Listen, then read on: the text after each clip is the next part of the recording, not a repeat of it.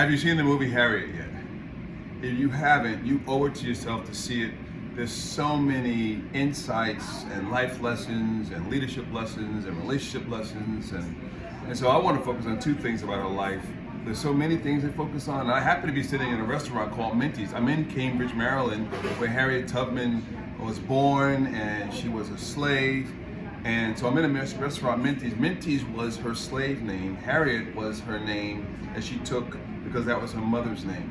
So Minty's. So I'm in this magnificent restaurant, Minty's, which honors the life and the legacy of Harriet Tubman. So two things about her life that are important for us, for leaders, to understand. One is her intuitiveness.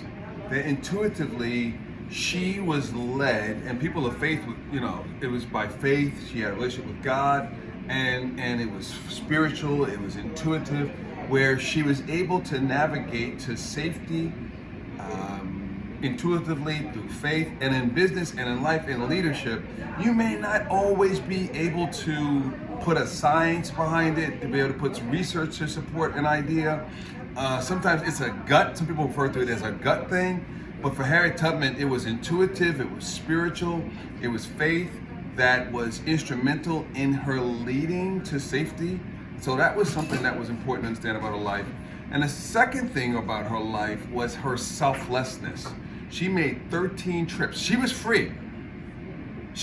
But she made 13 trips, and she was able to lead about 70 people through the Underground Railroad to safety. Now I'm gonna tell you, she wasn't a big woman. She was only like 5 feet. But you gotta. As a man, I may have said the first time, I'm running away, and y'all need to go with me, because if I get the freedom, I'm not coming back. I mean, I'm just being honest, right? For her to go back 13 times, I would have said, hey, I told y'all the first time to go with me. And so to make 13 trips, it was powerful. That speaks to me as a leader. So as a leader, how are you leading in such a way that you're selfless and you're leaving others better off than how you found them? You're helping others find their dream. And I just want to challenge us to grow in that. I said two things. Actually, the third just came to mind.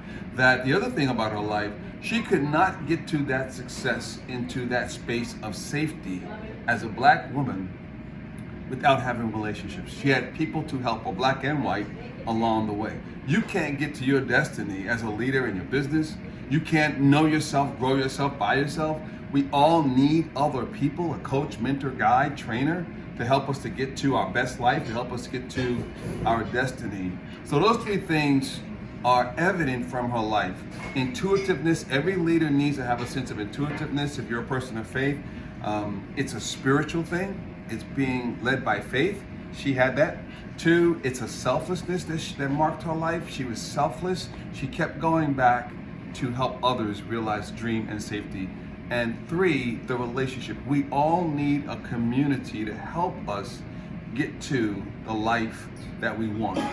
So, leadership is hard work. Leadership is hard work. Leadership is worth the work. And today, you can do the work.